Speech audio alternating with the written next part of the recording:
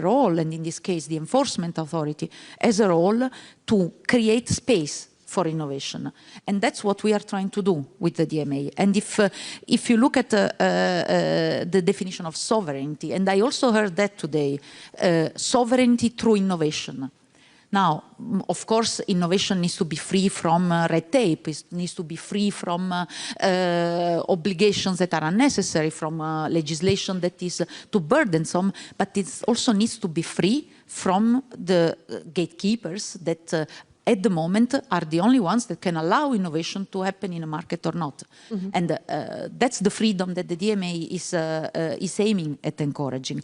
And we saw some early signs of new ideas, of startups, of innovators coming our way to say, like, wait, I'm going to use this particular opportunity to offer a new service. We heard today mentioned new messaging systems, for example. We just saw last week that two smaller operators, one in the Baltics, one in the Mediterranean, announced that they are going to have a new small messaging interoperating with WhatsApp. Mm-hmm. Or new connected rings for doing payments. I mean, ideas that we didn't even know were there, but that now they are enabled by the fact that we have started our work, which is not finished. But still, yeah, still the minister, Roland Lescure, he said this morning that we need to challenge the DMA. But it is not subject of the Omnibus initiative, right? So in what way do we need to challenge the DMA? As I said, the DMA is a relatively young piece of legislation, so it's still producing effects. So it's not part of the Omnibus discussion. There is also, it's very slim in terms of obligations or reporting obligations, and it only applies to companies that are designated as gatekeepers. So I would say it's a bit outside of the logic of the Omnibus. Mm-hmm. Does it mean that the DMA is, cannot be changed, amended, tweaked? Of course, no. And in the DMA itself, we have some instruments that have been already given to us by the legislator so that we can, let's say, adapt the DMA without having to change the legislation. And this is part of the third investigation that the Executive Vice President Virkkunen mentioned this morning that concerns the cloud markets. Mm-hmm. Thank you very much, Philomena, to enlighten us on this one. Alexandre Destrel, you are the Academic Director of the Digital Research Program at CER, the Center on Regulation Europe, and you also advise the European Commission on online platform economy because of your expertise as a professor of European law at the University of Namur. And you hold and held visiting positions, as I read, in other countries, particularly noteworthy maybe here is New York University Law School. So in your opinion, I heard that in a video, we should not measure the future success of the DMA by the question if the big US tech companies' market shares will have decreased in about 5 to 10 years, but we should see a change in the market. That were your words. What kind of change should that be? Yes, thank you very much first to the organizer for your invitation and for this fantastic conference. I mean, I really felt a lot of energy and power of dreaming, as the minister was saying this morning, that I rarely felt in Brussels. So I don't know what does it mean, but I mean, I think it means a lot. So, because, you know, the biggest barrier to innovation to some extent is the power of imagination. And I think that's really what this conference at least brings to me. Now, as Philomena was saying, I think, and to answer your question, the DMA can be an enabler or an accelerator for digital sovereignty by, as Philomena was saying, by opening the gate of the existing large ecosystem. And you know, because many people say, well, but I mean, disruptor, they don't need access to the infrastructure. And there I disagree. I mean, I think a small disruptor need access to the existing infrastructure to deploy its innovation and to scale up. And I give you one example, you know, President Trump, you know, who is quite a good disruptor in US politics. I'm not sure that he will be able to be elected without his access to the Republican Party, you know. So I would say that the DMA is giving access for small disruptor, and that is, and then to come to your question, that will be its indicator of success, you know. Whether it is supporting, whether this law is supporting the builder and the one which are doing innovation which are you know, strengthening liberal democracy, not those innovations which are destroying the liberal democracy. Which, by the way, you know, was the aspiration of the internet at the beginning, you know. So to paraphrase a good friend of the DMA, I would say we should make the internet great again. And that is the role of the DMA, I would say. Mm-hmm. Well, I don't know how aligned this panel is, but I heard Rolf Schumann, the CEO of Schwarz Digits, the Schwarz Group, say in another panel, everyone who doesn't buy local didn't get the message. Emmanuel, Verena, do you agree? I'd say yes with a little bit. Mm-hmm.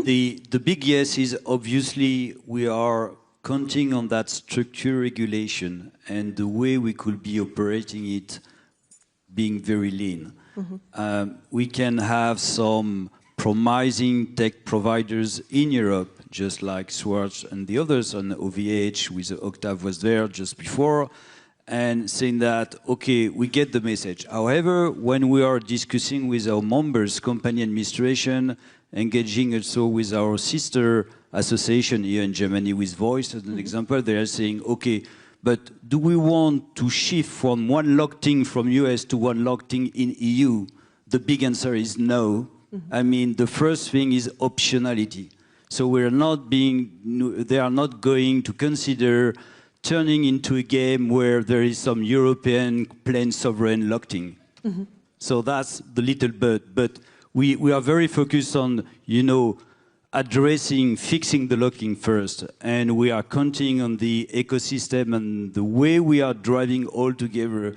You see the narrative about the dogs and then the others, so it's progressive. Mm-hmm. Today, if you are buying any SaaS software from EU or from France or from US or China, this is a big thing. Mm-hmm. I mean, there is no way you can say, I will start another thing with dogs.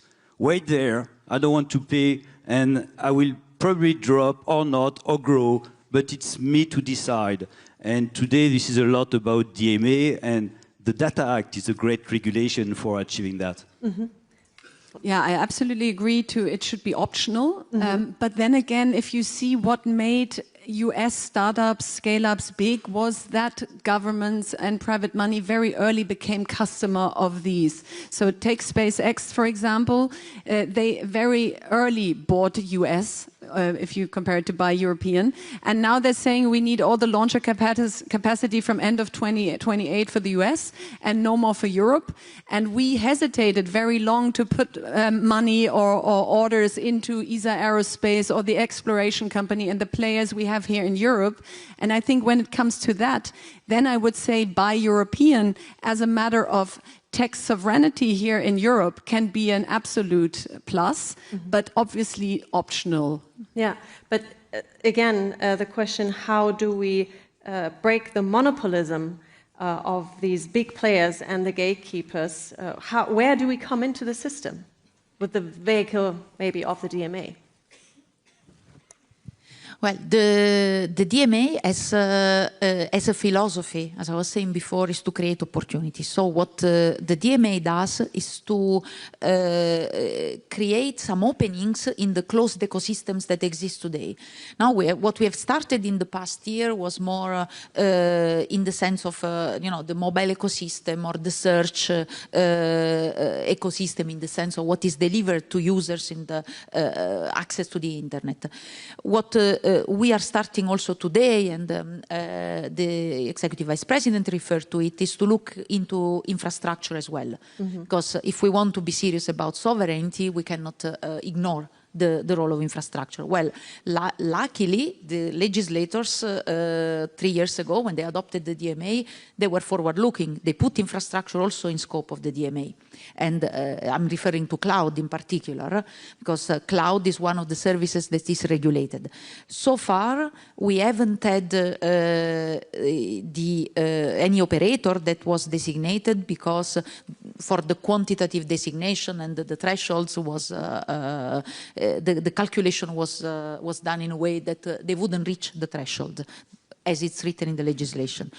But what we can do, and we are doing starting today, is to look into the market and how it works, to see whether in particular the services offered by Microsoft Azure and Amazon with AWS are the so-called gatekeepers, so that they are an indispensable gateway. And we heard today references to the outages, for example, but also how many of the companies, I'm sure many of the companies that are present here, they rely on the services of, in particular, these two operators to provide their own services to end users.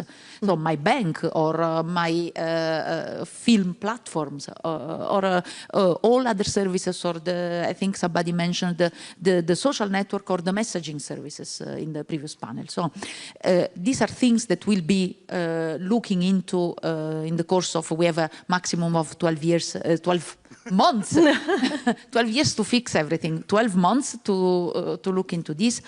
And in parallel, and that's the third strand that now we are starting as well, is looking into whether the DMA is fit for cloud. Whether the obligations that are already in the DMA, there will be some that apply immediately, but whether this is enough or whether we should look into the obligations to see whether we can make them fit for cloud. And as I said, there is a mechanism embedded in the legislation for that. Alexandre, how could we get fit for cloud with the help of the DMA?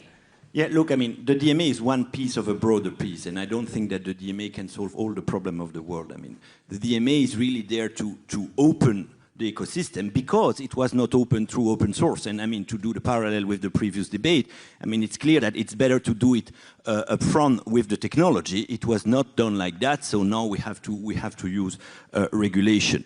I would also say that it's very important to understand that all of those are ecosystems where there is an orchestrator which has an important role to play, and I think it's important that the regulation don't, let's say, kill completely the orchestration of the ecosystem. But so next to the DMA, you have the public procurement, as you said, and it's clear. I mean, in the US, they have an industrial policy through their defense and through a lot of other things.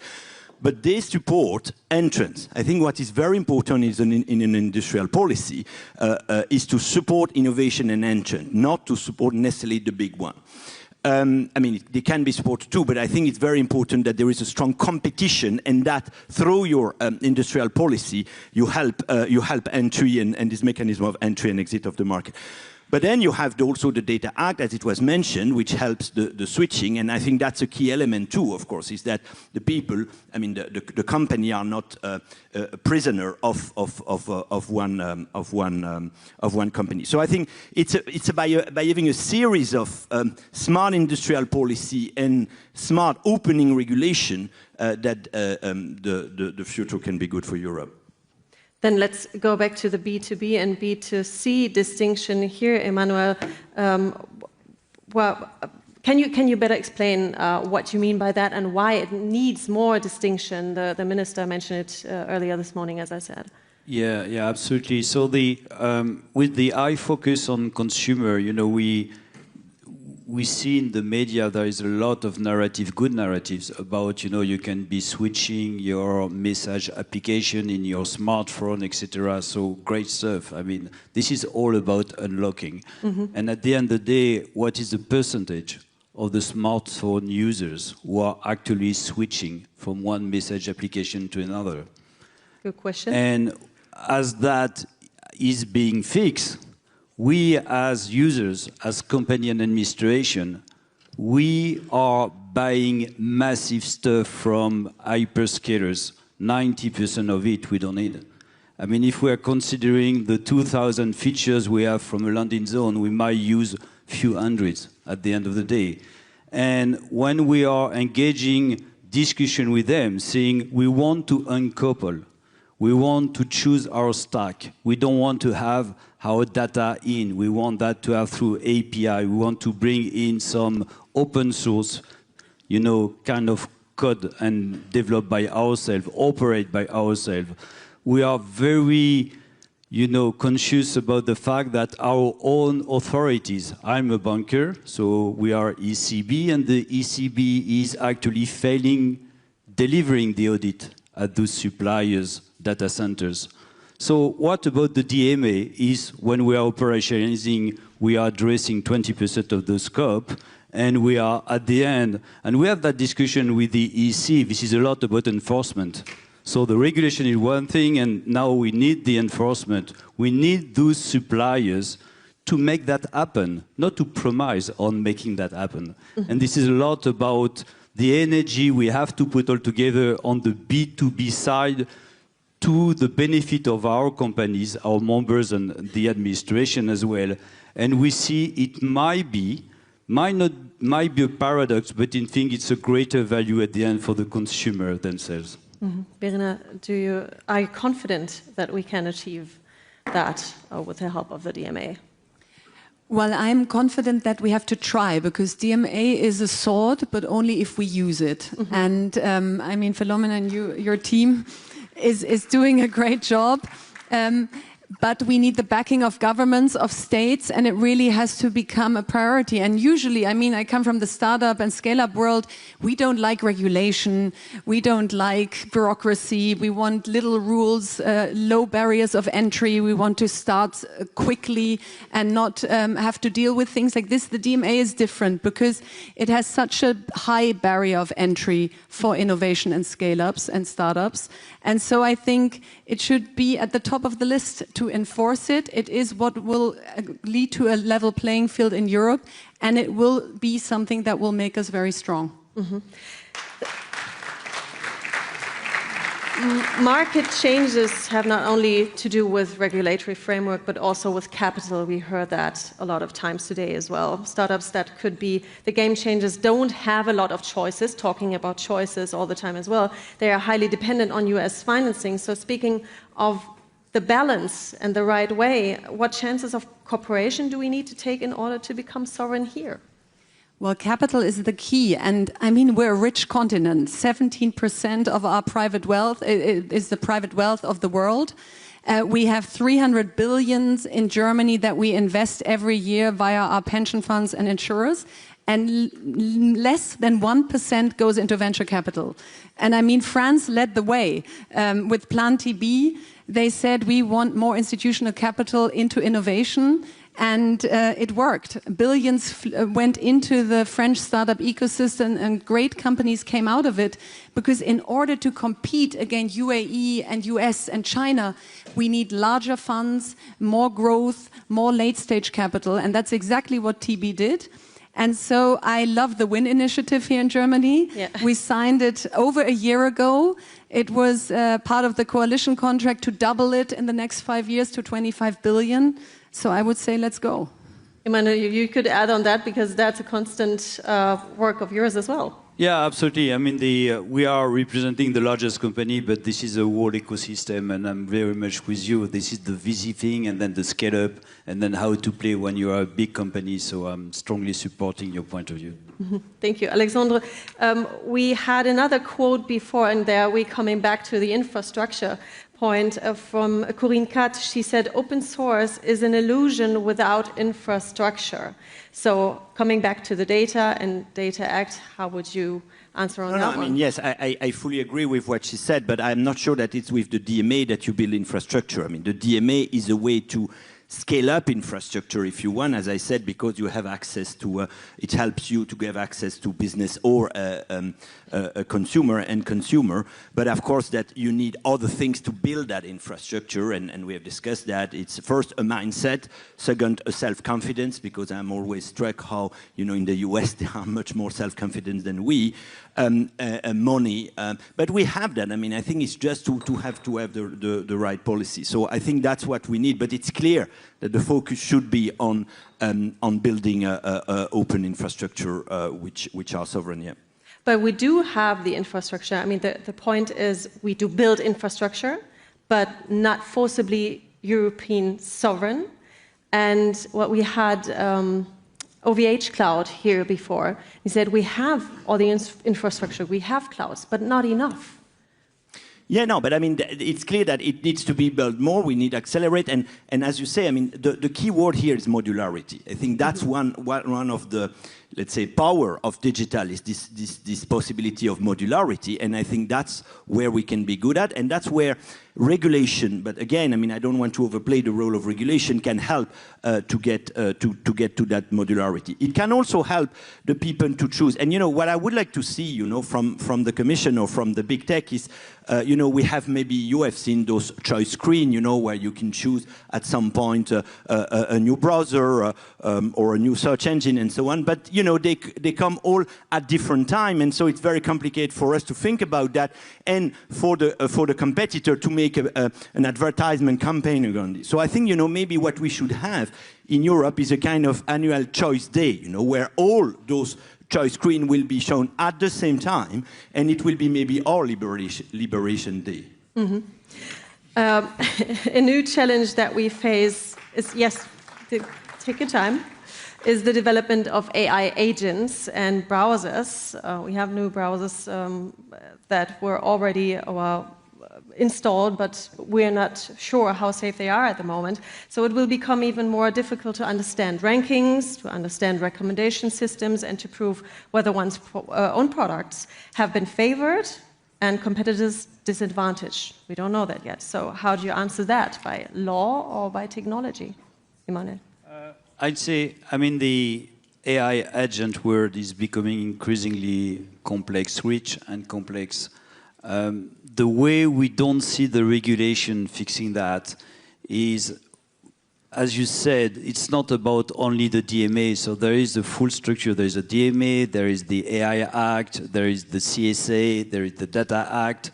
So I'd say it will be increasingly difficult, you know, to have some proper definition, scoping, addressing the opportunities and the risk, considering the SaaS market, considering the AI market, the agentic AI market, and then we're starting to use the quantum, you know, all the CIB corporate investment banking, we're using that, some other industry are using that as well. So we are very eager to see what the quantum regulation is bringing to us. Mm-hmm. So at one point of time, it's good to set up your, you know, how you see from the user side, because you are always talking about the digital market, talking through the provider side.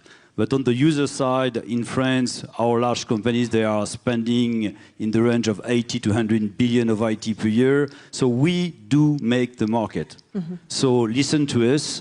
And then if we were to say, hold on, it's getting too complex with agentic AI, because the regulation will try in advance to foresee what will be the risk of, you know, managing together AI, Quantum Act, CAIDA, it's to come, and etc., DMA. Hold on. Mm-hmm. Just start, innovate, and then we will have, you know, a good talk about reflecting back, you know, looking at the risk, proposing some good stuff. We are working with the other association, with the EC, with all the ecosystem. I'm very confident that as we will be innovating, we will be the right people, right parties to be proposing the right regulation. But we count on the EC to have a lean operational scene and a strong enforcement, because we don't want to have the burden to make the provider comply with the regulation. Yeah, of course, Werner. No, but I think it's important that they are new types of gatekeepers and that they're adding a discovery layer which is outside the DMA scope right now. So if you as a user say to AI, book me a lovely weekend in Paris and make some suggestions, then obviously we won't have the transparency that we have had before. Yeah. So I think it's important that they are included under the scope of the DMA and that we treat them as new gatekeepers early, because otherwise it will have the same effect as we've seen so far. Mm-hmm. Alexandre, you want to add on that? And Philomena, you know, I'll let you. AI agent is the next big thing, and I think what is important is that this agent is loyal to you and not to the company from where it comes. So 3 things I think are important there. Transparency, as it has been said, transparency on how this agent select what they offer to you. Internal governance of the company which are developing those. You know, I think one of the big success, for instance, of the DSA could be how far the trust and safety team into those big company, what are the power of the trust and safety team over the product team? Is it changing or no? But I think, you know, if the internal governance is good, you could expect that the AI agent will be good. And third, of course, competition. So you can vote with your feet if you are not happy with the with the result and the AI agent. So transparency, internal governance, and competition, to me, are one of the key things. But to come back to your question, I mean, it's always better to have to intervene upfront at the technology level, and you know, regulation is always a second or a third best at the end. Mm-hmm. But, well, Philomena, you might not share that one, but the question for me is, you said that the DMA is a rather young regulation or rather young framework, but can regulation react that fast? I mean, this is what the Omnibus initiative tries to react on, actually, but still, how can we get to an iterative process that really can react on these market changes?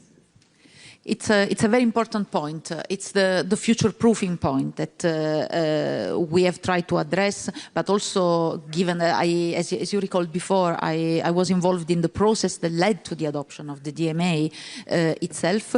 It was very present also in the mind of the legislators when they discussed the DMA. And that's where there are certain future-proofing elements that are already embedded in the legislation. But to give an example more to the ground of what we are talking about, so the agentic AI.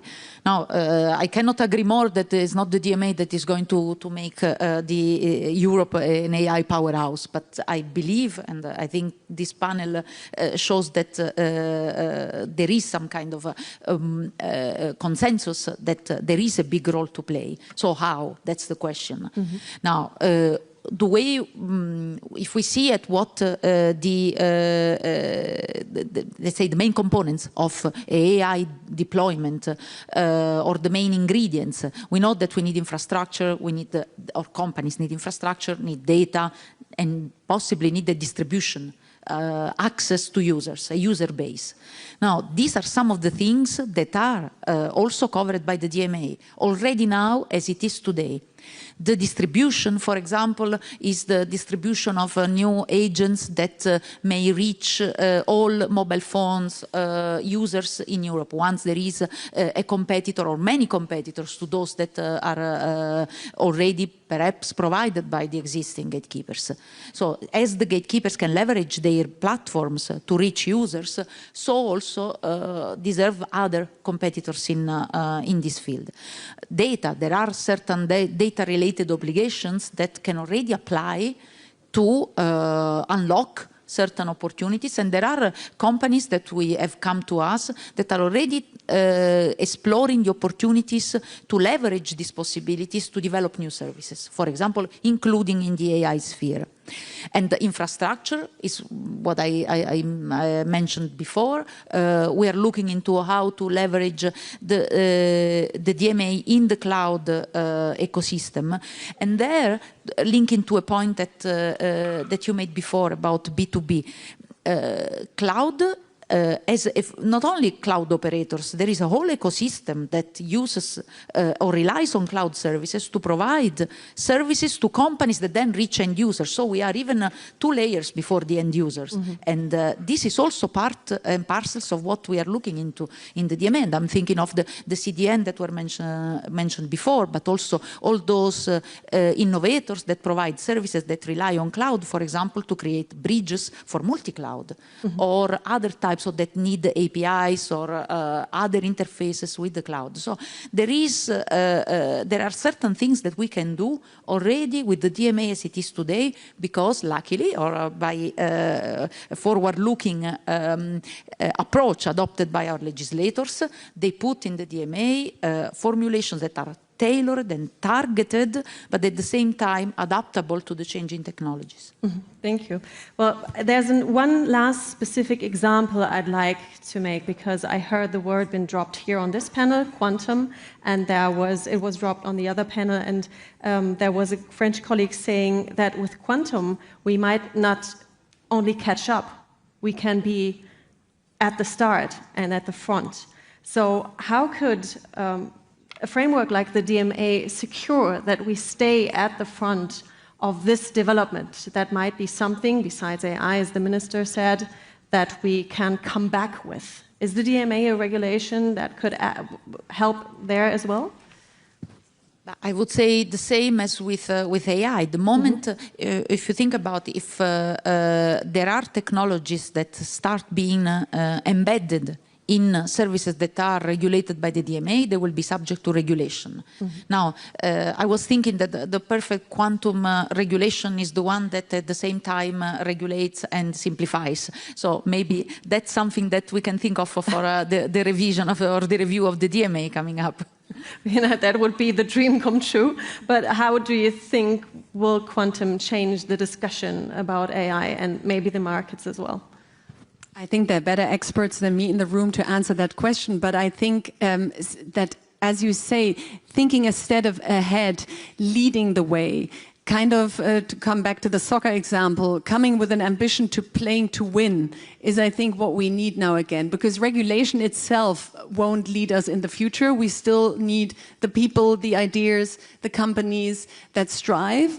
But I think the combination of a very strong European regulation on the one hand with the DMA, on the other hand, a lot of freedom for startups and scale-ups to scale quickly and see Europe as one market, one single market, is the big chance we have. And in my eyes, the time is now. We've been talking about this forever.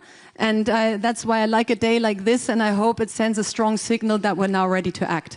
And we've been talking about the Capital Markets Union as well for a long time. So what do you think would be changed when we finally achieve it, actually? That's something you work for as well. Yeah, I mean, we're seeing that we were discussing about quantum, and the way to consume quantum is going to be software. I mean, we are very much proud and focusing on the core capability, just like data center or chips or GPU. But at the end of the day, the massive new market above quantum is all about algorithm, software, and all the talents we need to bring in to take the benefit of that. And this is where, you know, the alignment between the market, so the unified cap market, the ecosystem of the great tech providers in Europe, and the new one to grow on the software side. And specifically, we want DMA to structure the market for them to have better chance to become our champions in Europe. And as large company, we will be very pleased to encourage and to buy from them, thanks to the DMA, unlocking the position we have with the US tech providers, still having some buying and some activities with them, but a much better balance to our benefits. Alexander, you want to add to no? Okay, all right. So to sum it up and focus on the DMA, what exactly needs to be changed or simplified in the wording or objectives of the DMA in order to address the issues that have just been raised, Alexander? I would say the thing I would advise to do is for the Commission first to maintain and maybe to step up the enforcement as it has been said. So Philomena, continue your work and do it more, and also maybe to indicate more clearly what will be solutions which are acceptable in terms of compliance. So you did it under the DMA with the specification decision on interoperability. You did it under DSA with the children protection. I think it's good that the Commission indicates, you know, what needs to be done. For the national authority, I think they should have awareness campaign for the small business user of their right, because many people don't even know that. You know, and so you know, this DMA can only be livable if everyone is playing its role. You know, Philomena and her team cannot do that alone. So it's clear that awareness campaign by national authority, which are closer to the business user, could be done. And finally, as I said, I would like to see a liberation day. You know, every year, you know, you have the choice screen. Everyone has at the same times, and then you can choose whether you want to move or not. Thank you very much. Verna, what do you think? What exactly needs to be changed? I think we need more backing from the governments and the states and more leadership from the top. And so I liked it very much when Chancellor Merz said yesterday at another event that he agrees that Germany should be a startup nation, because that's what Macron said a few years back, and it changed everything for France. I mean, I already mentioned Plan TB. Those of you who've been to Station F, it's not just an impressive building, it's absolutely impressive how many startups, scale-ups and companies come together there and how much capital it attracts. And even symbolic things like inviting scale-ups to the Élysée-Palast is something that matters, because if you can see it, you can be it. And so I think the DMA is strong as it is, but now it needs the backing, especially also from Germany, to say we really want to enforce it. Okay, so it needs to be really put on a shelf, on a desk. Do you agree that we need an information campaign, something that people can... Well, I think it's a very bubbly subject. Yeah, like talk about the DMA at a dinner party and nobody will listen. Yeah. So yes, and we have to tell the stories. We have to tell the stories, like from Germany, from Zalando or Get Your Guide companies that were founded here, that scaled here, and how they don't have the same market possibilities if we don't enforce the DMA, and all the startups that will still be founded in the future. So I think you have to make it tangible. I mean, here a lot of policymakers, a lot of people that have this topic on their table every day. To bring it to the people, we have to tell different stories. So how can we tell different stories, Emmanuel? What would be stories? I mean, the stories are practical use cases, and you know that as part of the association, we are actually bringing in 4,000 collaborators, people from our companies and administration. They're working together to, you know, practically, this is not a think tank, this is a do tank. So we are how to put in place the DMA, how to put in place the AI Act, how to turn that into benefits. So they are all sharing practical use case from their industries, and they are cross-fertilizing. But it's the users, this is also the authorities. When we were talking with the ECB about, we talked about the digital identity before, so the wallet. So would the wallet be 100% EU tech ecosystem? Plain answer will be yes. Ask the ECB about that. That's a good question. We will have good discussion to have in December. So there is a lot to do with that. It's not only users and providers, this is governments, this is authorities. The whole ecosystem has to listen to use cases, not regulation by the book, because it's absolutely accurate, well-defined, but at the end of the day, this is day-to-day situation, even for the companies, so we should be working more on that. So you don't agree that we should challenge the DMA or change anything? I say that focus on the B2B side, simplify the way the enforcement is being done, but tackle the way some providers not meeting with the expectation, and then support the companies, the small company, the large company administration, do some communication, support all the use cases, and whenever there is some sovereign features, just like the wallet and the others, please be 100% aligned with the guidance coming from the regulation, because anything that will be 20%, 60%, sometimes 80%, the opposite of what the guidance are coming from the regulation is absolutely killing the trust. And this whole thing is absolutely anchored in a trust-based relationship between all the players. Filomena, let's talk about DMA literacy at the end, because it was said that we need information campaigns. I mean, there's something you must wish for, that all the work you have put into this, all the effort, needs to be spread out in the world. How does that happen, and how do you work for that as well? I think actually this is one of the most important aspects which we have been reflecting as well. We've been talking to market participants, because I mean the regulator in a way is not credible. If I'm telling you, we are doing great things, you say, yeah, sure, of course you are doing great things, that's you who says it. But if they hear it from the market itself, like I liked very much one small developer, a young guy who wrote a blog post, and then he said, I finally could do this, I don't know if it was a game emulator app that I was always thinking about, and what else have we been missing that we didn't know before? And these are the stories that we would like, me personally, but I think also I speak for my team, would like to hear out there. What else is possible now, has been possible already, that was not possible before the DMA? This is what we are in touch with people, we are with innovators, we hear their stories, but I think what we also need is multipliers. The multipliers in the countries, because it's a bubbly subject, I totally agree. In Brussels we can keep talking about Article 6, Paragraph 7 of the DMA and be happy with that, but what we need to hear is, as I said, the story of the small Spanish company who's now producing rings that connect to the devices of the gatekeepers and are offering services that were never there before. So stories, indeed, real people, the real entrepreneurs who are taking advantage, multipliers, your associations, the governments in the companies. So we always need to come from the user's perspective and then find the right channels.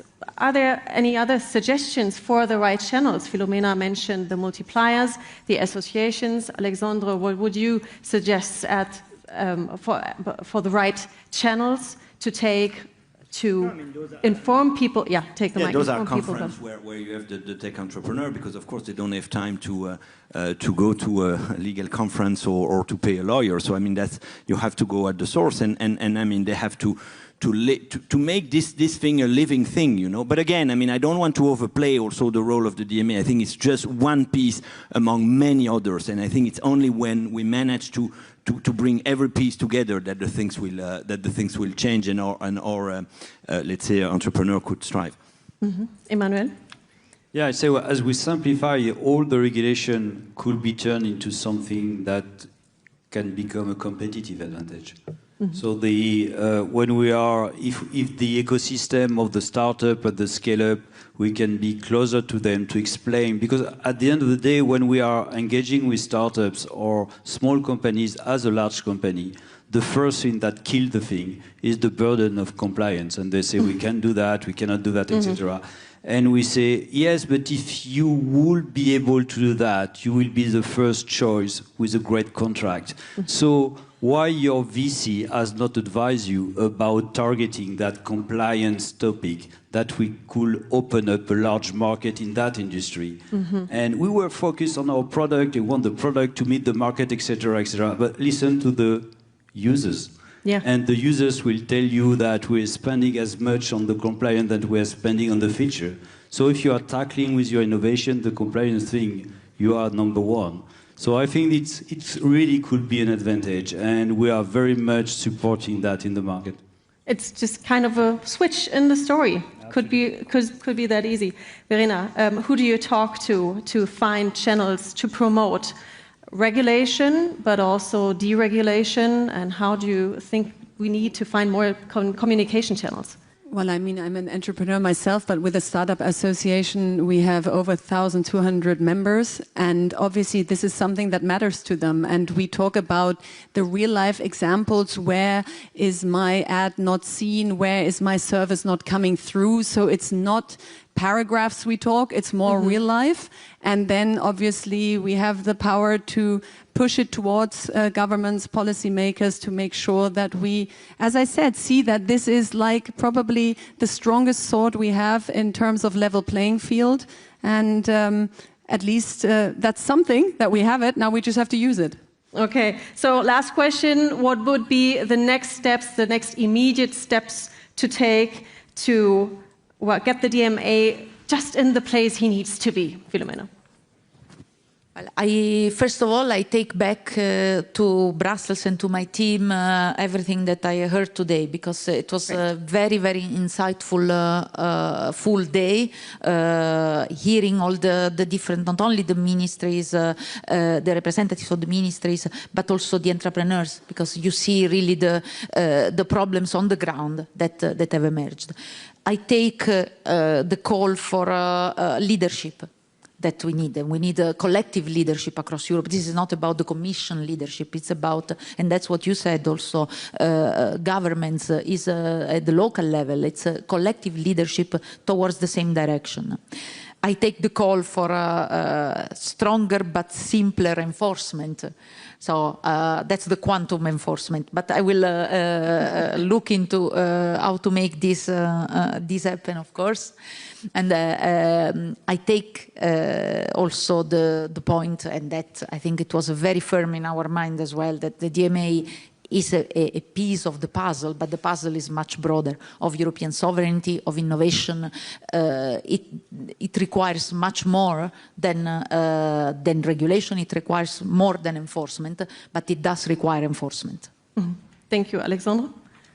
I mean, I would say yes, enforcement. I think that's what we need, and clarity on what the Commission is expecting. Because there was this myth, you know, that the DMA was self-executing. I don't think it's the case. I mean, it is complex because those services are complex, and so I think really the Commission should give more indication of where they want to go, and also more organizing, maybe more a trilateral dialogue between the regulated company, so the so-called gatekeeper, and the one who benefit from it. Because, I mean, the Commission cannot know everything, so by having those kind of bilateral, trilateral exchange, I think the Commission and everyone can learn a lot. Ideally through, with engineers and not with lawyers. Yeah, Verena. I've said everything I have to say. Okay, and Emmanuel, last word. I'm on it, engineers and not lawyers. Thank you very much for this very insightful panel at the end. Thank you for discussing this bubbly topic at the end of this insightful day. Thank you.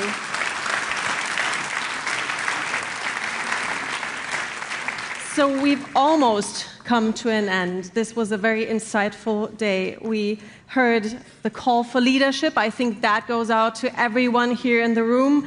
We talked a lot about infrastructure, like the connectivity, the cloud technologies, to enable us to be at the front row in AI developments. We heard great examples for corporations in Europe. We had the edicts, the new edicts here on the panel. We had the wallet, the dream come true for our minister, and now the Chancellor is arriving. So I can assure you that I hand over a stage that provided a solid foundation for new European corporations on the many facets of digital sovereignty that we have discussed. And thank you very much for this opportunity. We eagerly await your thoughts, Mr. Chancellor. Welcome on stage, if this is possible. And oh, le président, il est arrivé. Ah, merci beaucoup. So the president is here as well. I was thinking that you haven't arrived, but I'm very happy to see you. So I hand over the stage to the Chancellor first, and he will hand over to you. Welcome, Friedrich Merz.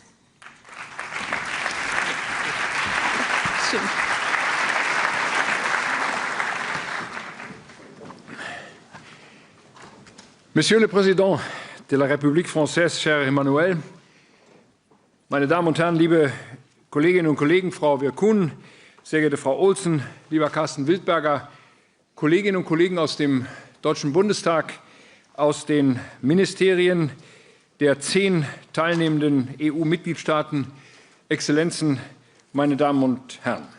Herzlich willkommen zu unserem europäischen digitalen Gipfel, zur europäischen Souveränität. Ich freue mich sehr, dass Sie in so großer Zahl unserer gemeinsamen Einladung gefolgt sind.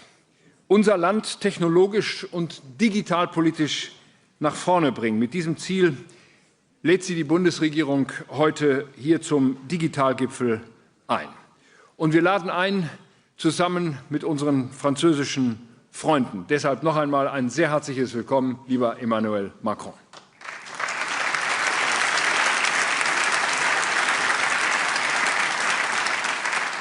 Meine Damen und Herren, die Idee zu diesem Treffen heute entstand im Sommer, als wir uns zusammen mit den beiden Regierungen in Toulon zum deutsch-französischen Ministerrat getroffen haben.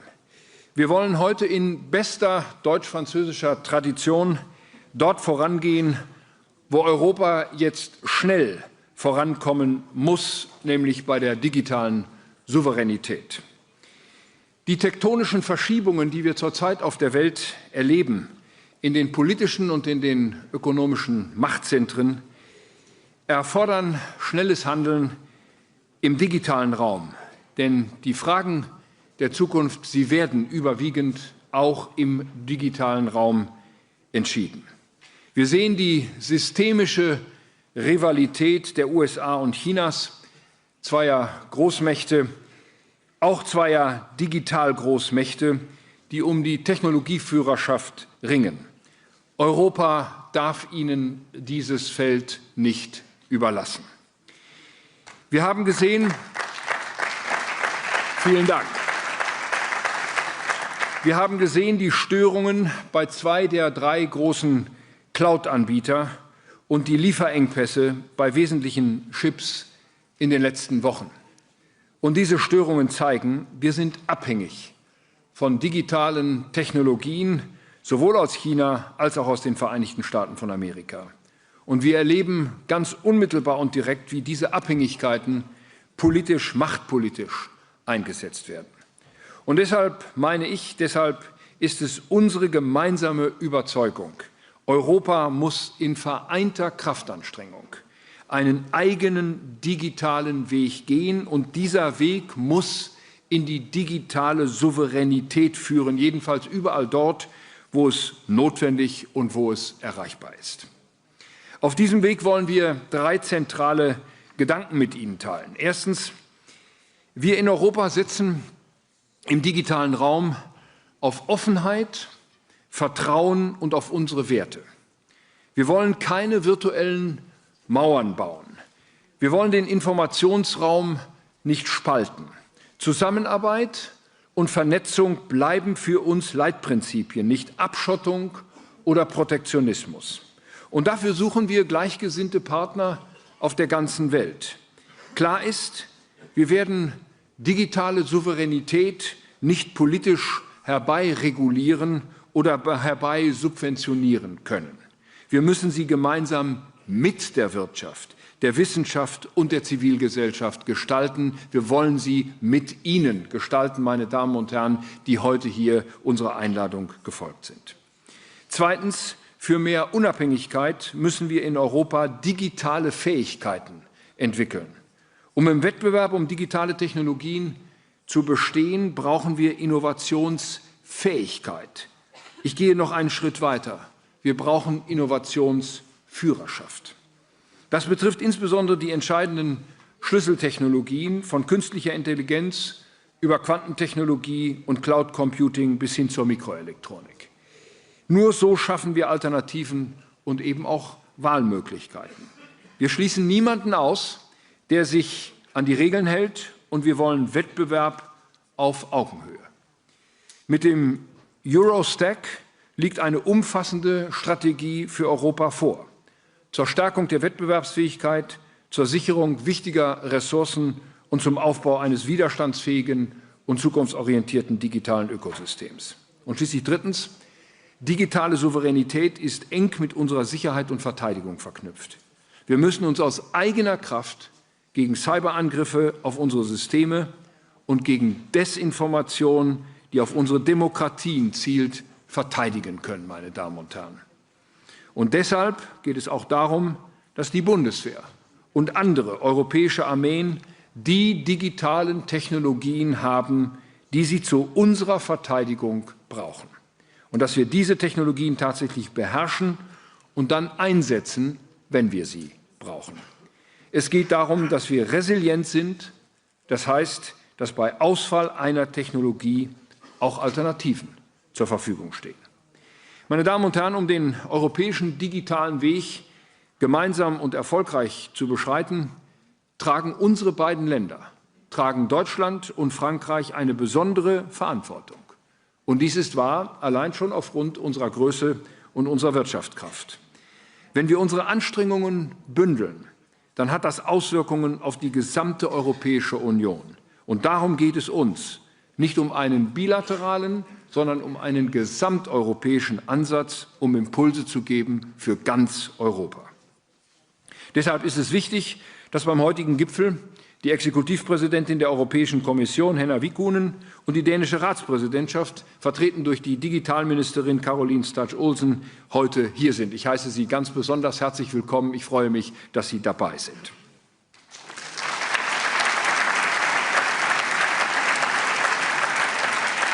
Denn, meine Damen und Herren, das ist unser Bemühen. Wir sprechen mit einer europäischen Stimme und wir arbeiten an einem Ziel zusammen, der europäischen digitalen Souveränität. Heute haben Sie bereits und wollen wir im Folgenden einige Handlungsfelder miteinander besprechen und voranbringen. Es sind dies der Abbau, der Rückbau der Bürokratie, die Beschaffung und Investitionen. Lassen Sie mich mit dem Rückbau der Bürokratie beginnen. Der Weg zu digitaler Souveränität geht über bessere Bedingungen für digitale Innovationen und das heißt, wir brauchen eine radikale Vereinfachung in unserer Regulierungspraxis und praxisnahe Ausnahmeregeln.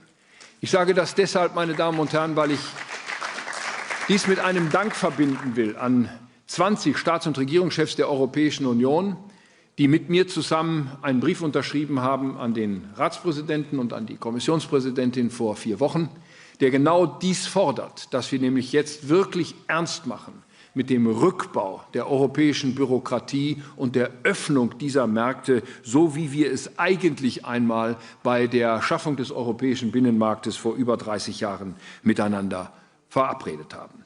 Wir fangen bei uns selbst an. Bundesminister Carsten Wildberger hat heute die umfassenden Bemühungen der Bundesregierung um den Bürokratierückbau deutlich gemacht. Die beschlossene Modernisierungsagenda des Bundes zielt darauf ab, und die föderalen Maßnahmen, die wir zusammen mit den Ländern verhandeln, dienen genau diesem Ziel. Gleiche Ambition und konkrete Umsetzungsschritte erwarten wir jetzt auch auf der europäischen Ebene.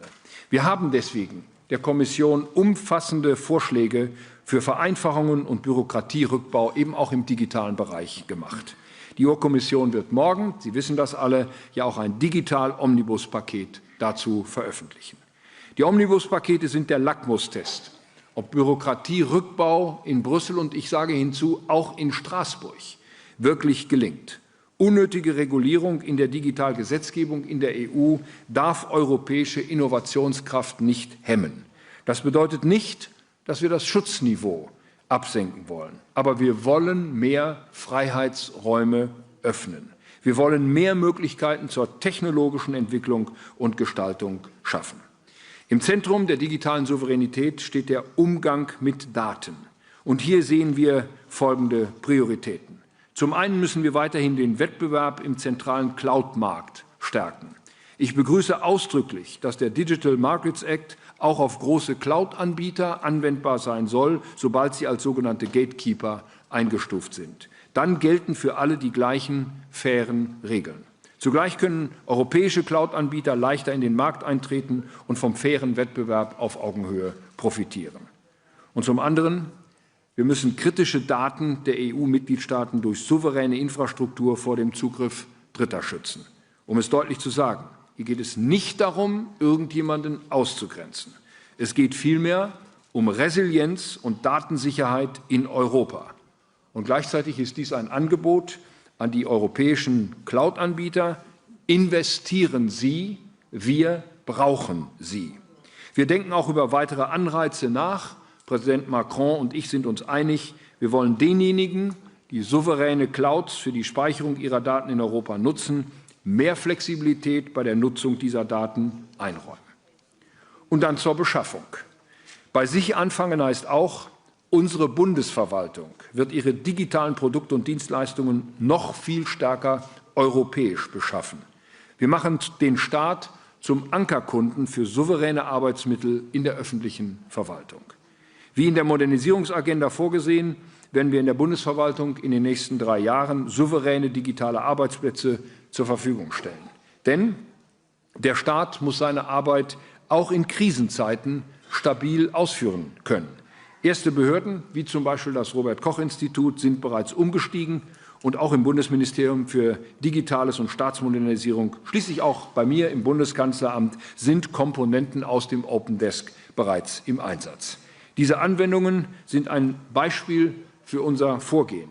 Sie wurden größtenteils vom Zentrum für digitale Souveränität in engster Kooperation mit Frankreich erarbeitet und deswegen sind sie interoperabel.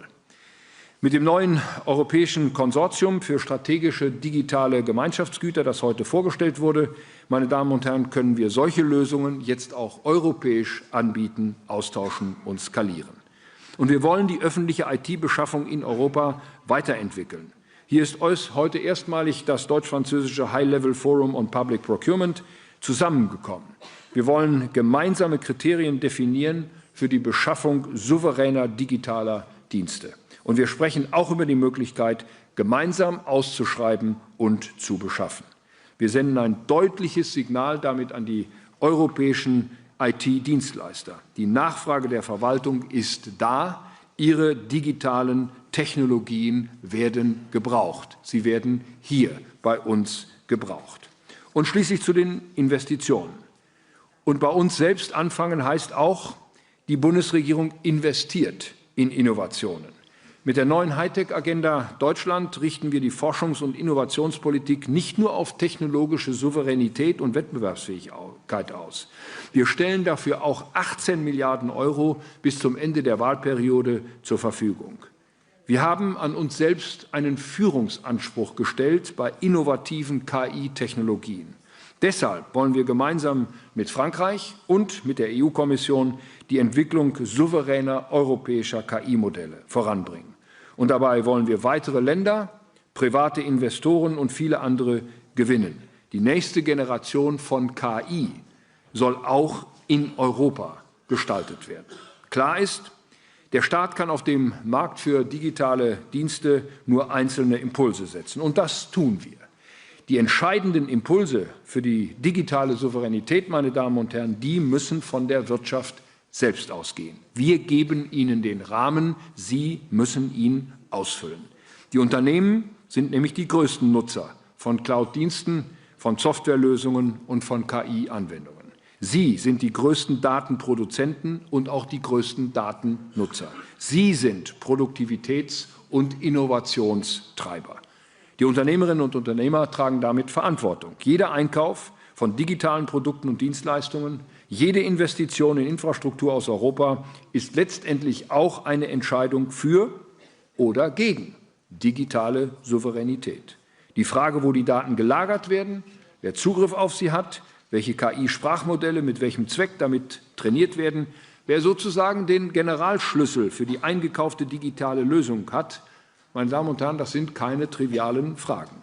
Sie entscheiden mit über die Zukunftsfähigkeit von Unternehmen und ganzen Unternehmensmodellen. Ja, digitale Souveränität, meine Damen und Herren, hat Kosten. Aber die digitale Abhängigkeit hat noch höhere Kosten. Und die Wirtschaft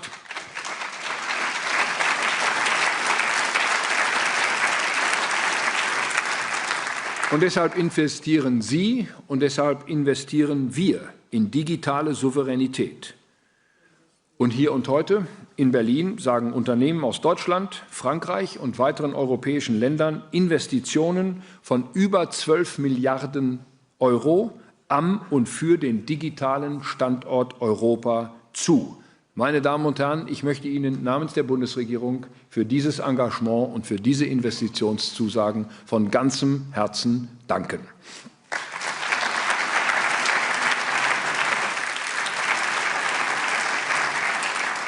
Sie sehen, wir machen uns nicht erst heute auf den Weg zu europäischer digitaler Souveränität. Wir sind bereits unterwegs, aber dieser deutsch-französische Gipfel zeigt, wie kraftvoll und wie innovativ wir sein können, wenn wir im Zentrum Europas den starken deutsch-französischen Motor anwerfen. Und wenn dieser Gipfel vorbei ist, meine Damen und Herren, dann wird die Arbeit noch intensiver weitergehen. Zusammen mit Frankreich werden wir die Punkte aus der gemeinsamen Wirtschaftsagenda umsetzen, die wir uns vorgenommen haben. Im digitalen Bereich legen wir einen klaren Fokus auf souveräne KI und Cloud. Heute Vormittag habe ich in Halle in Sachsen-Anhalt das Max-Planck-Institut für Mikrostrukturphysik besucht. Und davon nehme ich vor allem eines mit. Deutschland kann im Schulterschluss mit anderen europäischen Partnern führend werden bei Technologien für unsere digitale Souveränität. Wir haben schon viel erreicht in Deutschland. Wir haben die Standorte, wir haben die Mitarbeiterinnen und Mitarbeiter, wir haben die Forscherinnen und Forscher. Lassen Sie uns daraus gemeinsam etwas machen. Eine der weltweit führenden KI für Bildgenerierung etwa kommt schon aus Deutschland. Und die US-Tech-Firmen sind Kunden, nicht Lieferanten. Große Konzerne und Start-up tun sich für digitale Innovationen zusammen. Und das auch grenzüberschreitend. Und immer öfter kommt das Wagniskapital für all dies auch aus Europa, für Europa. Das heißt, Europa kann digital souverän werden.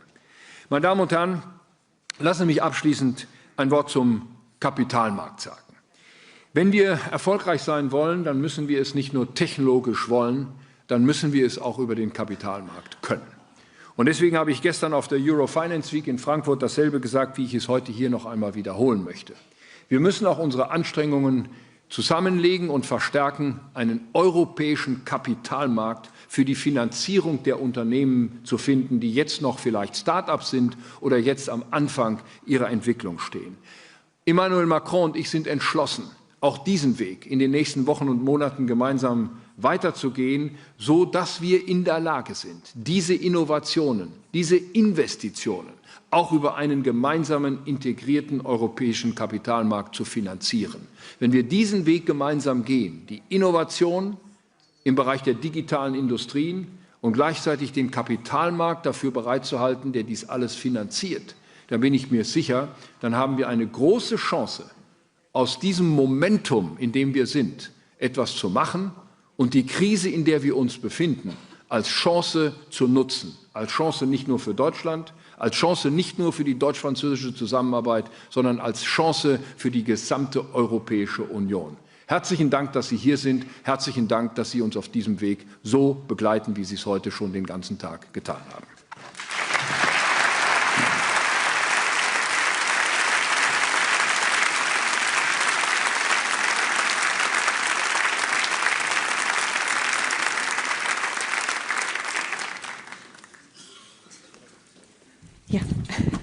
So now, President Macron, I think we heard very important words of our Chancellor Merz. You pointed out the things we discussed today on the stage, actually, and we are really keen on and curious what the French side now has to say. So, je suis vraiment contente et ravie de faire votre connaissance, de vous accueillir ici. Alors, Monsieur le Président Emmanuel Macron, bienvenue.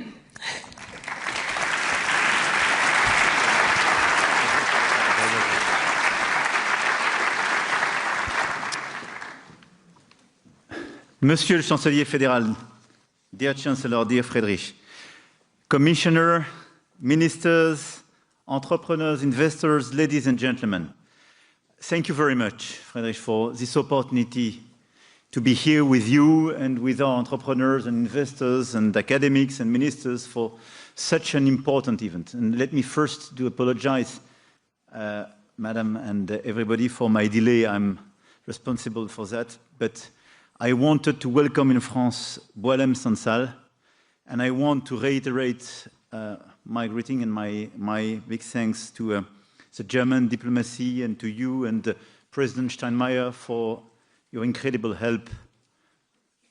He's back. Thanks to you.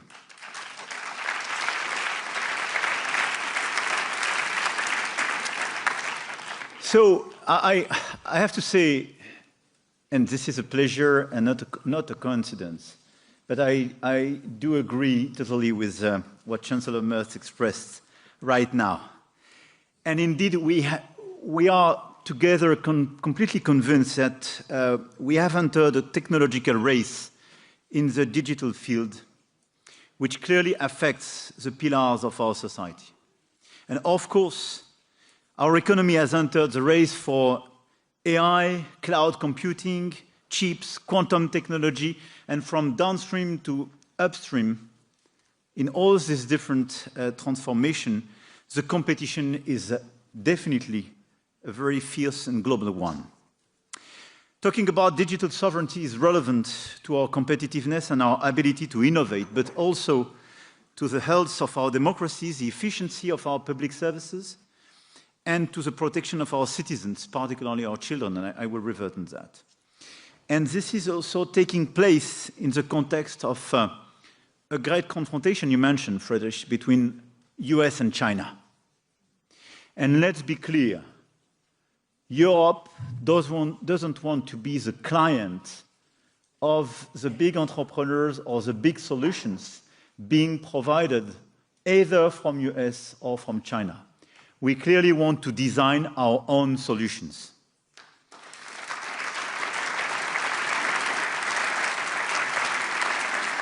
Not to say that we don't want to cooperate. Being more sovereign and more independent doesn't mean you want to be in autarcia. No. But it means on the key pillars, on the key building blocks, you want to preserve your sovereignty. And this is just a refusal of being a vassal. And indeed, there is a short-term cost not to be a vassal, because you have to reinvest.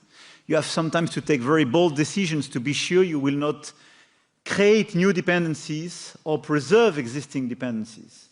But I think it's very important for us.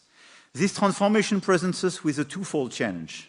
Innovate to remain competitive while protecting our data, our infrastructure, and more broadly, our sovereignty. And this is this agenda of innovation and protection, which is not protectionism, which is so important, where probably we prioritize during the past few years regulation of our domestic players. And this is what we have to change. We have to innovate before regulating, and we have to protect not to be overwhelmed by the non-European competitors. And this is the right approach, according to us, in order precisely to deliver this digital agenda. Germany and France are convinced that this challenge can only be met collectively at European level, in a spirit of unity and shared responsibility. And thank you once again for this summit, this invitation, and the opportunity to be together, to have our commissioner and so many ministers and the current presidency. Because if we let the Americans and the Chinese have all the champions, one thing is certain. We may have the best regulations in the world, but we won't be regulating anything. This is why our willingness is clearly to do everything we can to build European champions on the different key building blocks, key elements of our digital strategy, and to deploy an holistic approach, as you perfectly phrased it. I would like to take this opportunity to highlight some of our achievements first, before going to the top priorities of this summit. First of all, I want to remind all of us that we have very strong assets. And having framed the discussion by insisting on this fierce competition with China and US, I really believe that till now we underestimated what we can do together as Europeans. First, we have a 450 million consumers market, and this is a huge asset. And this domestic market is not to be underestimated. Only the European market can provide both the scale and the core values that can allow our tech companies to thrive and export their products on international markets. This is why the single market agenda is so important. Second, we are attractive, and it was shown at the Summit for Action on AI in February in Paris, clearly illustrated by the commitments and the announcement of this summit today in Berlin. And clearly, we have a momentum precisely to attract more and more investment. The 12 billion mentioned here. Our two countries are attracting a lot of investment coming from the rest of the world to build more data centers and solutions. And we have clearly a lot of assets. We have talents in Europe. We have this domestic market. We have energy. And we can deploy as well critical solutions. So I want to insist on the fact that we are an attractive place, and we have a lot of assets that we can provide. Third, we have a very strong Franco-German convergence. This summit on European digital sovereignty is a concrete result of the agenda that we set during the Franco-German Council of Ministers co-chaired in Toulon during the end of August this year, and which allowed the adoption of 8 roadmaps in the key critical sectors necessary to our competitiveness and around 30 flagship initiatives. This summit is a new demonstration of a Franco-German reflex that plays out all levels, as shown by the number of companies and stakeholders present today. Fourth, we have also managed to develop remarkable tools at the European level. And this is an asset. In a world where technology is much faster than legislation, these tools do not yet allow us to ensure the ambition of European digital sovereignty. But in the current geopolitical context, preserving our digital acquis is of utmost importance. With GDPR in 2018, and more recently with DSA and DMA framework, and the upcoming Cybersecurity Act, the EU is endowed with several key legislations, respecting a fair balance between ensuring ethics, consumer protection, safeguarding democracy, while also favoring innovation and competitiveness. Now what we want to do is clarification on some remaining issue. This is part of the outcome of this summit, and a simplification agenda. But I want to insist on that even in front of entrepreneurs, because this set of very important regulations is an asset. In a democracy like the US, it is not sustainable to have tech companies without any regulation. It's impossible, because you cannot dedicate the strength of your economy to the 7 magnificents, and more than that, you cannot delegate the whole functioning of your democracy to the 7 magnificents. It's unbearable.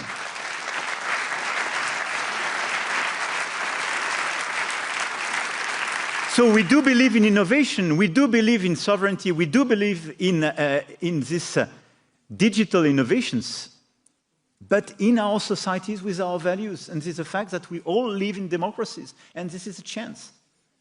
And we are neither dictatorship or autocracies, nor a democracy with a strange collective choice, which is indeed to renounce to any capacity to regulate, because we know the result of that. Some monopolies, the dysfunctioning of the market, and at the end of the day, the killing of potential innovation, and more than that, the dysfunctioning of democracies. The fifth point on our European assets is that we have tech leaders, and from startups to well-established companies that are ready to make this message their own.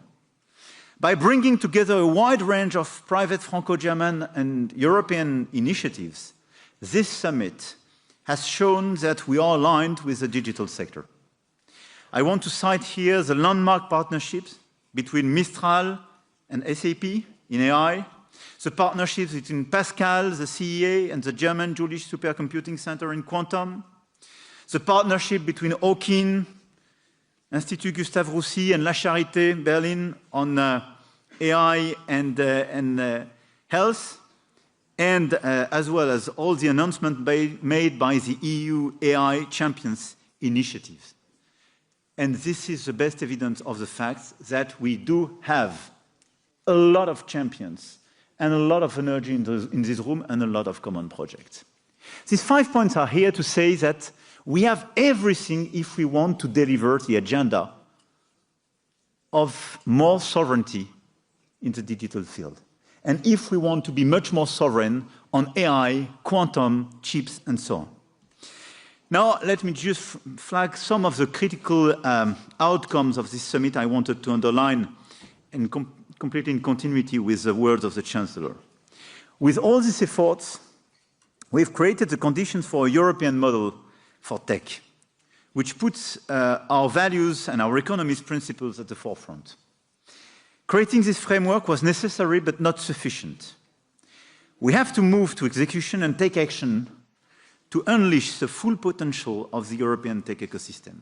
And for this reason, we put digital sovereignty, fostering domestic champions and freeing ourselves from dependence on foreign technologies at the forefront of the economic agenda that we set during the Franco-German Council of Ministers. And this summit is the time to implement this agenda and to achieve true European sovereignty, which means freeing ourselves from technological dependencies at every level of the value chain, from critical infrastructures and hardware to data, cloud, and software. And we will move forward with 3 priorities that we believe are key to strengthening European tech companies and fostering the emergence of new leaders. First, simplification. I cannot agree more with the words of the Chancellor, and we work very hard together, engaging with our members of Parliament and the Commission to deliver a big simplification agenda at the European scale. This is a necessity, because sometimes we put tariffs to ourselves in certain ways, and we have to lift them. I have said it, Europe has implemented pioneering legislation to ensure that the digital transformation wouldn't hinder the democratic principles and consumer protection that stand at the heart of the European model. And this is good, but what we have now realized is that over-regulation as well has a cost. And the Draghi report estimates that reducing administrative burdens could unlock 200 billion euros.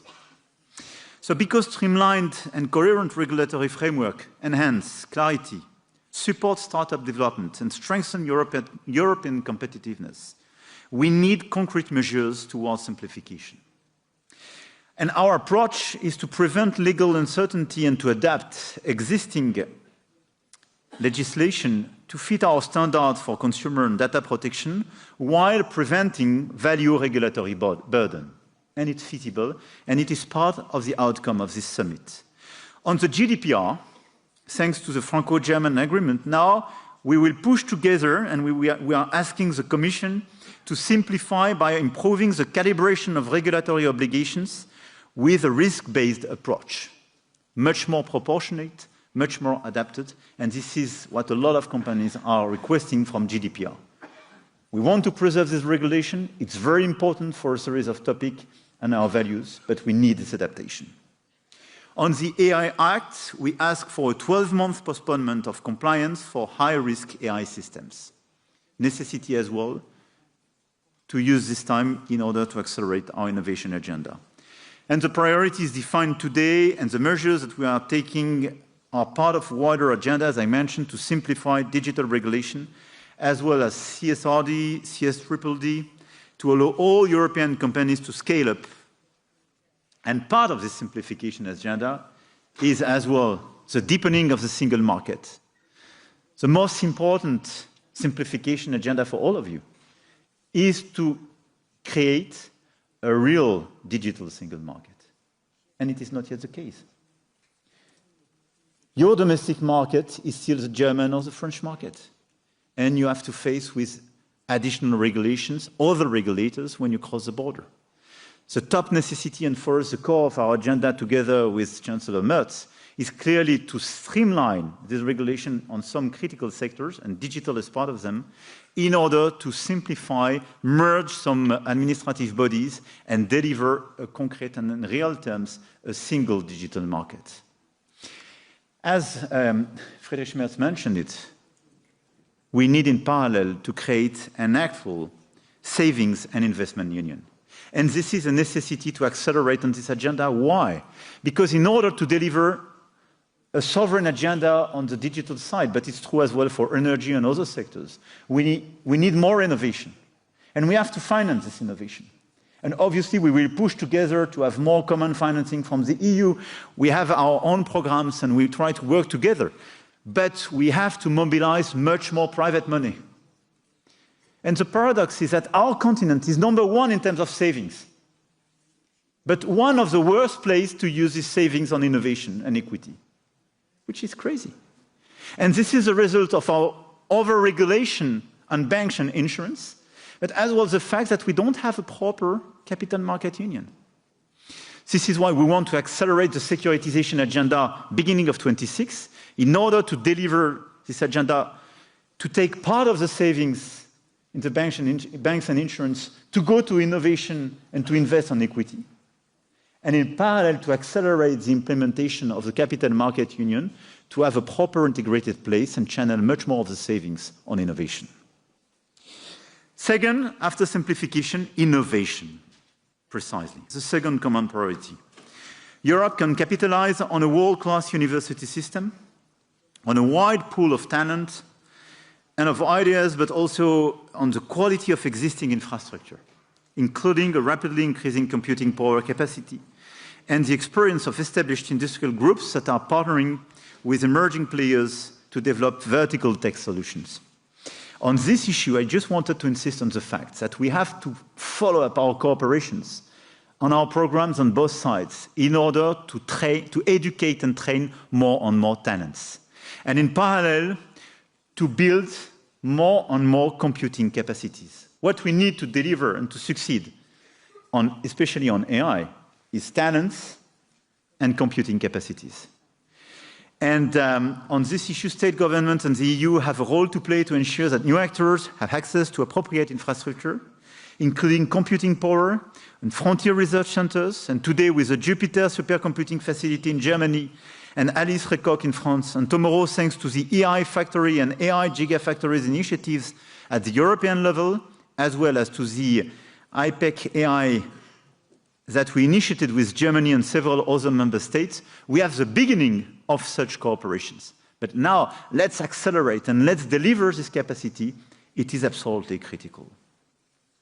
Third point, and part of the achievement of this summit, protection. To limit the risk of extraterritorial enforcement of foreign laws, to limit our dependency, we have to act and to take bold decisions.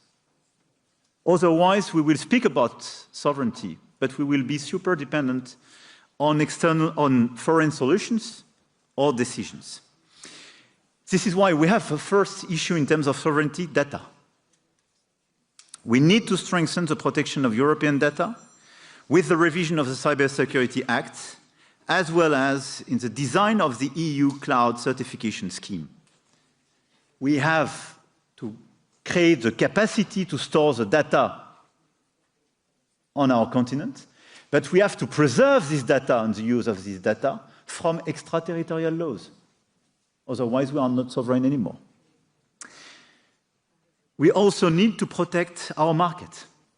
Dominant players today, often non-European, as we mentioned together, are abusing their market power and preventing new challengers from being successful and innovating. This is a reality. Our goal is to restore fair digital markets where competition can fully play its role to the benefit of innovation and competitiveness. To that end, the DMA, adopted in 2022 during the French presidency, should be leveraged. And we welcome together the recent announcement of the Commission to consider launching a market investigation into the qualitative designation of cloud hyperscalers. I think this is a very important move forward in the implementation of DMA. But we need a fair market where the top leaders are not the ones to kill the competition. Otherwise, there is no chance to have innovation and fair competition. More generally, we are already seeing the positive impacts of regulations such as DMA and DSA, which strongly incentivize all digital actors to respect both our economic rules and core European values. However, our procedures must be quicker while preserving a higher level of quality in the inquiries. But we have clearly to accelerate the implementation of these regulations. To go further, I strongly believe that European preference needs to become our guiding principle, starting with public procurement. If we believe in digital sovereignty, if we want to help our champion to succeed, our top priority as governments, but as well as large companies, large European companies, is to have a European preference agenda. Because guess what? The Chinese have a Chinese exclusivity as soon as they can, and the Americans have a very strong American preference. Sometimes in the regulations, but most of the time in the practice. We are the only place where there is never a European preference, not to say a fascination for non-European solutions sometimes.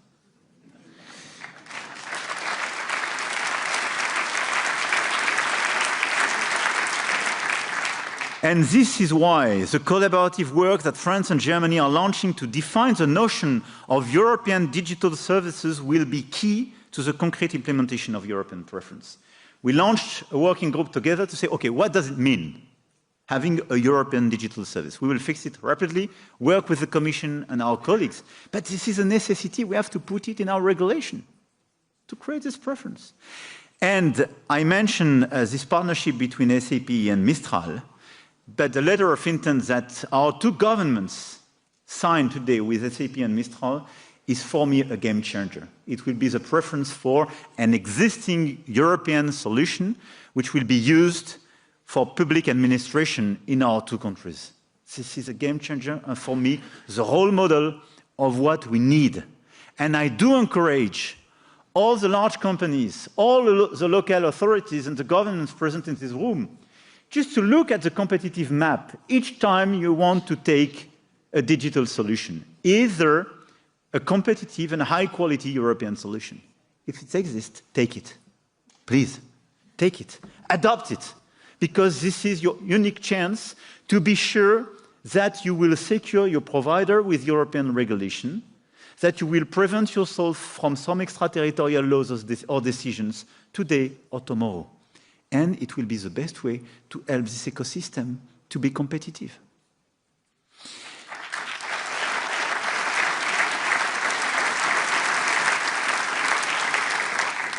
In this context, this is why we have to accelerate our adoption agenda. And I want to conclude with this point. Adoption now is critical. We were probably incomplete with Mr. Chancellor. We didn't speak sufficiently about all the infrastructures, our chip agenda, and so on. But you mentioned that today, and we will revert in the months to come on this issue. But now one of the critical race where we have to accelerate is that for all the critical players in the different fields of the industry, we have to accelerate the agenda of adoption for AI. It's true for public administration, but it's super important as well for the different sectors of our industry. Why? Because it will be the best way to provide activities and clients to the AI quantum companies. Second, because it will improve productivity and competitiveness of these key players. And third, it will secure the use of GPUs on our soil. But adoption is a new race, and we will have in the weeks, not to say the days to come, the 26th of this month in Paris, the Adoption AI Summit as a follow-up of this one, but it's very important to take very seriously this agenda as well. My very last remark will be to protect citizens in this digital space. And I wanted to flag that in this context of European digital sovereignty because it's part of it, even if I don't want to elaborate today. But if we speak about sovereignty, we should not underestimate our democratic and I would say our cognitive sovereignty. But if you look at our situation today, you give the responsibility of your teenagers who spent on average 4 to 5 hours per day on the social networks. You give the responsibility of the content they are exposed to US private providers or big Chinese companies. And they design the content, they are in charge of the algorithm, they are in charge of the content with DSA and our regulation, but still being implemented. So when we speak about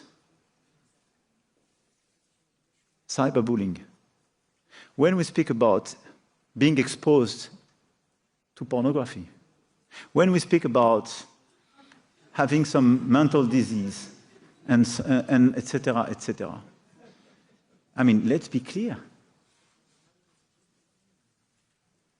This is exactly made by these platforms to your children. And we decided de facto to give them this exclusivity.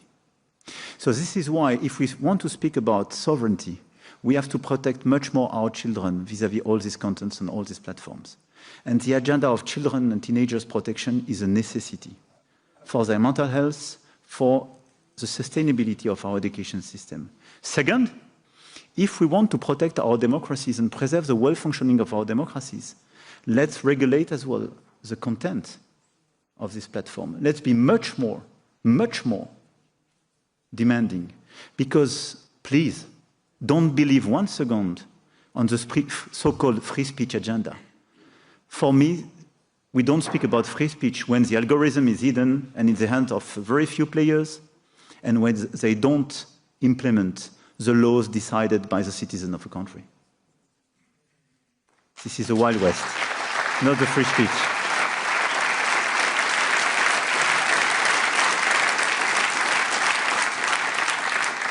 So let's be clear.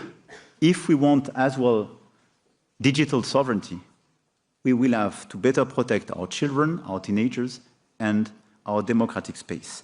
I will stop here. I want to thank all of you. I want to thank you, Mr. Chancellor and ministers, for this unique opportunity. But as you can see, we have a lot of assets to succeed as Europeans. And to cooperate with others, but cooperating as a prerequisite, not being dependent.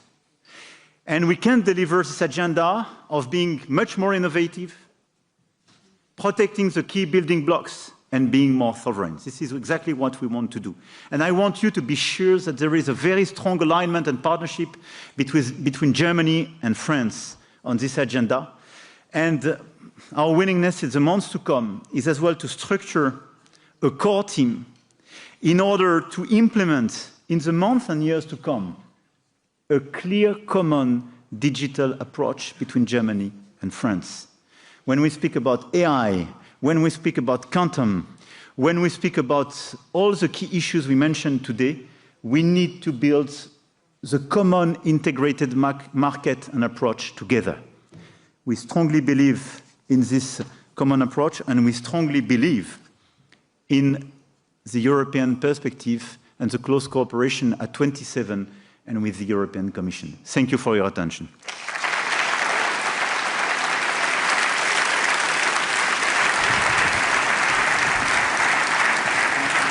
Merci beaucoup, Monsieur le Président. Merci, Monsieur le Président. Merci. Merci. Thank you very much. Vielen Dank, Herr Bundeskanzler. Thanks to everyone. And yeah, thank you to all the numerous guests here in the room as well, from your part, as you are starting right off the work right now, right? Yeah. And I think the first... I think the first ones already leave, and leave for you because you are going to cooperate right now. Thank you so much. Yes, thank you very much. Merci, merci beaucoup. And I ask... Vielen Dank. Merci. Au revoir. And I ask everyone to stay seated, please, just for a few seconds and a few last remarks. Yes. Thank you again, the numerous guests here in the room, because you are the multipliers we just talked about in the last panel. Yes. And you are the ones who are starting the work right away. As you can see, there are some starting right now, but please, stay seated. Stay seated.